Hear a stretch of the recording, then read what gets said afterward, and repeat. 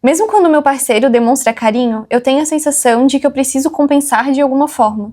Preciso estar bonita, ser compreensiva, fazer tudo certo, como se o amor dele dependesse do meu desempenho. Olá, eu sou a Erika. Eu sou a Mari. Nós somos psicólogas e esse é mais um episódio do nosso podcast, o Lado B Psi, onde a gente traz o lado B dos relacionamentos. Esperamos que vocês gostem, aproveitem e qualquer dúvida é só colocar nos comentários. Mesmo quando meu parceiro demonstra carinho, eu tenho a sensação de que eu preciso compensar de alguma forma. Preciso estar bonita, ser compreensiva, fazer tudo certo. Aqui é bem perceptível que é muito mais uma questão dela, né? E aí ali ela vai mostrando as regrinhas, como é que as regras intermediárias? As crenças intermediárias. Isso, as crenças intermediárias. Que ela tem, né? Eu preciso estar bonita, eu preciso ser compreensível, eu preciso fazer isso, fazer tudo certo. Uma coisa que a gente observa muito é que algumas dessas regras, elas não são nossas, né? E vêm da nossa família, né?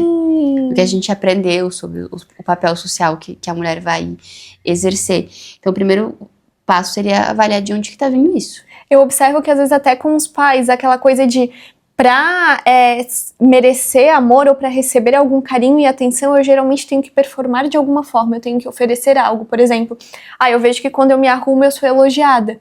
Ou, a pessoa fez isso por mim, eu não posso simplesmente aceitar, eu tenho que falar alguma coisa, aquela coisa de ter dificuldade de aceitar realmente, até elogios, enfim. Às vezes isso vem, né, de pais muito críticos, assim.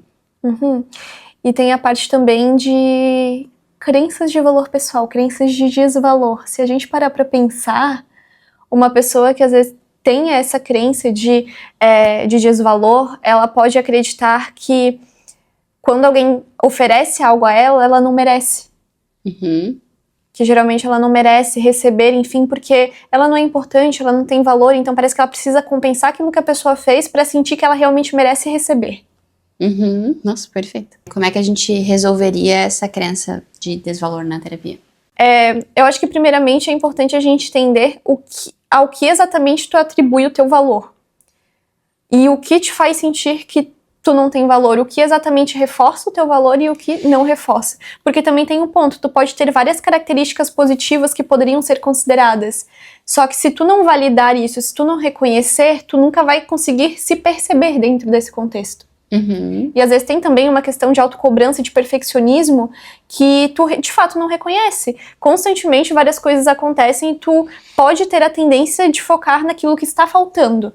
Então, filtro negativo, né? Exato. Então tu ter esse movimento de se reconhecer, se perceber, se validar por ti mesma, é um treino que eu acho que é possível fazer em terapia e que faz a diferença. Então, em outras palavras, né, com o que a Mari trouxe, é justamente, primeiro avaliar isso, a tua percepção sobre você, provavelmente ela tá distorcida, e então começar a ter ações opostas ao teu padrão, né? Se o teu padrão é o tempo inteiro tá olhando para esse lado negativo, porque vão ter falhas, né, assim como qualquer ser humano, a gente começa a direcionar a tua atenção para outro viés. E é muito comum, é humano, tá? É natural que a gente foque nas coisas que estão faltando. Foque no que não está bom. Porque, querendo ou não, o objetivo principal do nosso cérebro é nos manter vivos. Quando tem algo que falta, algo que não está bom, é importante dar atenção, porque vai que é algo que pode interferir na nossa vida. Vai que gera algum risco de morte. Então, é como se tudo que fosse ruim tivesse uma atenção maior, tivesse um holofote. E, querendo ou não, a gente repete isso. Socialmente, a gente repete, as pessoas reforçam isso. Por isso que é um treino e um movimento nosso de reforçar o contrário, como tu mesma disse. Mas isso que tu falou é muito valioso, né? Porque vai na contramão de um lado extremista, né? Daquela galera do só olhar o lado positivo. Nosso cérebro, ele vai fazer isso porque é pra sobrevivência. Aqui o problema é se eu só faço isso. Que provavelmente é o que tá acontecendo, né? Se eu só tenho esse filtro negativo, eu tô muito treinada a sempre olhar todas as minhas falhas e as minhas coisas ruins. E às vezes elas até são legítimas. Só que existem outras coisas além disso, entende? Exato, e às vezes não é na intensidade que a gente enxerga. Exato. Então isso nossa, perfeito, assim. Eu lembro que uma vez eu vi uma pessoa falando e aquilo uma vez fez assim, né? Imagina que a gente te apresenta agora uma tela preta e um pontinho branco. Qual que é a coisa que vai te chamar a atenção? É aquele pontinho branco e não necessariamente só aquela tela preta, né? Então, isso é sobrevivência. Então, pra mim, qualquer coisa que saia desse nível de sobrevivência, desse nível lógico, é burro. E se a galera entendesse só um pouquinho da base, tipo, vocês não iam fazer, cara. Vocês não iam, entende? Não, porque é isso. A gente vai ter em alguma circunstância. É importante se acolher, mas também não usar isso como uma bengala, nenhuma forma, como uma forma de justificar. Porque não é porque você sente que isso é uma realidade. Nossa, perfeito. Isso é uma coisa que eu tô trabalhando muito com alguns pacientes, tá? Isso é uma coisa que tu tá sentindo ou isso é uma realidade? Porque a gente tem muita tendência a interpretar as situações a partir do que a gente sente. Como se porque a gente tá sentindo é real. E a gente acaba tornando real, porque assim, por exemplo, se tu não se acha suficiente em algo, tu pode acabar não tentando porque tu acha que tu vai ir mal. Não tentando, tu tá reforçando que tu não consegue. E aí vira um ciclo, porque tu vai continuar se sentindo insuficiente, incapaz, enfim, e daí reforça a tua crença de desvalor, porque se tu não tem nada pra basear o teu valor, no que exatamente tu tá olhando? Para tuas faltas? E por isso que é tão difícil a gente mudar, né? Porque a gente vai ter que realmente ir contra isso, no início ainda não tendo evidências o suficiente, porque elas têm que ser construídas. Exato. Né? Então isso é muito, muito valioso. E é desconfortável, tá? Muito desconfortável. Tu vai com medo mesmo. Um relato. Tu acredita?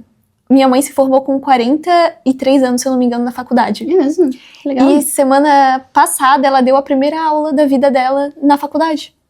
Tu acredita? E ela se sentia, ela tem uma crença de desvalor, e ela se sentia, tipo, a pior aluna, ela realmente não identificava as qualidades dela como aluna.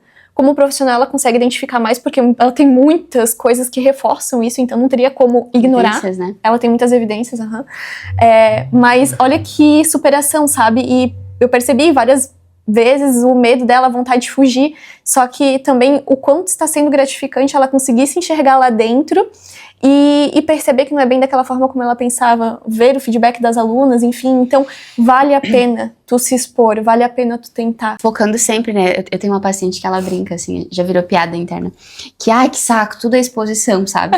Ela faz, mas a gente sempre brinca. Porque o que vai fazer a gente fazer uma exposição, né, mesmo sendo desafiador e ruim no início? O resultado. Então, a gente também tem que focar nesse resultado. Por isso que isso que a gente está sinalizando também vai na contramão daquela galera que vai fazer promessas milagrosas, de a gente vai mudar muito rápido em um final de semana, em um curso, ou sei lá o que. Não, vai ter que ter esse processo, né, de construção desse repertório, para que então tu comece a perceber o teu valor, ou enfim, qualquer outra categoria, né, dessas crenças. Porque só mudando a forma como tu se sente, tu vai mudar a forma que tu enxerga os outros e o comportamento deles com relação a ti. Exato. Tem outra coisa também que tu falou, eu lembrei agora. Se a gente for observar as pessoas que têm melhores resultados, independente da área, elas não focam exclusivamente no que elas estão sentindo. Então, o que eu tô sentindo não vai basear o que eu vou fazer ou não. A gente poderia falar isso, se o que a gente quisesse mesmo não era estar aqui, talvez, gravando. Mas a gente faz o que precisa. Às vezes a gente queria estar em posição fetal, debaixo da coberta, Exato. se sentindo com 5 anos. Exato. Então, é visível, assim, se vocês começarem a reparar, e isso é assustador, porque é uma coisa que não é uma cobrança, mas que eu fico refletindo constantemente, sabe? Tem muitas vezes que eu vou ceder o que eu tô querendo. Sim. E não é assim que funciona. E isso o é adulto péssimo. funcional não faz isso. Sim, porque, por exemplo, se a gente não viesse gravar, né? Exemplo, a gente não queria estar aqui. A gente não gravou, a gente ficou jogado na cama em posição fetal. A gente vai se sentir melhor? Muito provavelmente a gente vai se sentir uma bosta. Então, se a gente tem uma crença de desvalor, isso vai reforçar muito o nosso desvalor. Agora, a gente vem aqui, supera esse desconforto, faz acontecer, vê que foi muito melhor do que a gente pensou, a gente vai se sentir o quê? Incrível! Então, e isso vai acrescentando, né? Colocando na nossa caixinha de repertórios pra ver que, opa, talvez eu tenha um valor sim. Percebe como flexibiliza? É exatamente esse movimento. Como se o amor dele dependesse do meu desempenho. Ele te dá alguma evidência de que isso é uma verdade, ou isso é uma sensação que tu tem, realmente, por repetição, assim, de padrões em diversas relações? O que tu observa? Tu pergunta pra quem? Pra pessoa. Tu tá se identificando? Tu deu uma viradinha antes de será pra mim, porque era o que eu observava, o que era outra pessoa. Mas esse é um bom questionamento, só que aqui me gera uma dúvida mesmo, assim, para que a gente construa isso. Em certo nível, também vai depender, quando a gente fala em desempenho, vamos partir do pressuposto de ações, né? Das nossas ações. O problema é quando isso é de novo, um outro extremo, né? Frequentemente e tudo mais, mas eu vejo que tem uma galera que às vezes elas só julgam ser, só que elas não agem assim. Uhum. Assim, mas você não é, sabe? Uhum. Não tem como necessariamente desassociar inteiramente o receber amor com o desempenho, mas sim, isso pode se tornar extremamente disfuncional. Uhum, porque olha só, como se o amor dele dependesse do meu desempenho. Então, tu precisa estar bonita, ser compreensiva e fazer tudo certo. O tamanho da autocobrança que isso gera, o desconforto, parece que quando eu ouço, né, tu falando dessa forma, que realmente tu tá ali em alerta e se cobrando constantemente para que isso aconteça. Porque se tu não sentir, e daí tem um ponto, se tu não sentir que tu ofereceu isso, nem significa que tu não tá oferecendo. Tu não sente que tu merece o amor. Esse tudo certo ali, ele me quebra muito, né? Porque primeiro teria que avaliar o que é esse tudo certo aqui, o que não vai acontecer. A gente já sabe disso, né? Inteiramente, 100% do tempo, isso não vai acontecer. Então, nesse caso, é bem problemático. E eu acho isso muito comum, eu não sei se eu cheguei a dar esse exemplo, porque eu já me esqueci, mas tem crianças que realmente só recebem amor e atenção quando elas desempenham bem. Sim. Alguns papéis. E, às vezes... Normalmente são com pais críticos, né? Que é o que... Não é um negócio que a gente falou nesse episódio, ou não. Eu não lembro se a gente falou, Mas sim. E aqui vai tornar uma grande problemática. Por quê? Porque ela só vai se sentir merecedora se ela estiver desempenhando, entende? Mas, de novo, nós somos para um outro extremo, tá? E daí eu te pergunto, ele é uma pessoa que reforça isso em ti? Ele realmente costuma te dar mais atenção, mais amor e demonstrar esse carinho quando tu tem um bom desempenho? E nos casos em que tu não tem, ele costuma agir mal? Ou é algo realmente que tu construiu? Problemática essa. Porque ele pode reforçar ou não, né? Dependendo, às vezes, dependendo da história da pessoa, se ela teve esse padrão, por exemplo, né, de pais críticos, ou que ela só recebia amor se tivesse um desempenho, há uma chance, não é uma regra, mas há uma chance dela buscar alguém que vá reforçar isso, né? Sim! Porque enquanto a crença ela não é flexibilizada, porque assim, as nossas crenças elas não são totalmente ruins e disfuncionais. Elas são quando elas realmente começam a nos gerar prejuízos. Sofrimento de alguma forma, como tu sentir que tu não merecesse amor ou que o teu amor, o amor da outra pessoa dependesse realmente do que tu faz. Dependendo do nível de autocobrança, o nível de idealização, o tamanho da régua, isso pode nunca ser alcançado e daí tu nunca vai sentir que tu tá recebendo amor ou que tu merece receber esse amor. Nossa. O buraco pode ir muito mais embaixo, né? Exato, então... Busca terapia. Busca terapia. Mas aí a gente pode até estender, né? E se vem a pergunta, tá, e aí? Achei uma pessoa que entrava dentro desse padrão que eu cresci e isso não é saudável. O que a gente faz com isso? Manda a pessoa catar coquinho. Não, tô brincando. É importante reconhecer esse padrão. Se, por exemplo, é uma pessoa que tu ama, mas que reforça isso em ti. Ela pode reforçar porque ela tá acostumada a receber. Por exemplo, se já é uma pessoa que se cobra, que tenta estar sempre disponível, que tenta estar sempre bonita, a pessoa vai estranhar se tu não oferecer mais isso pra ela. É normal que estranha. E ela pode reforçar o teu padrão, mesmo sem saber que tá reforçando, mesmo sem ter intenção relacionada a isso, mesmo sem ser uma pessoa exigente.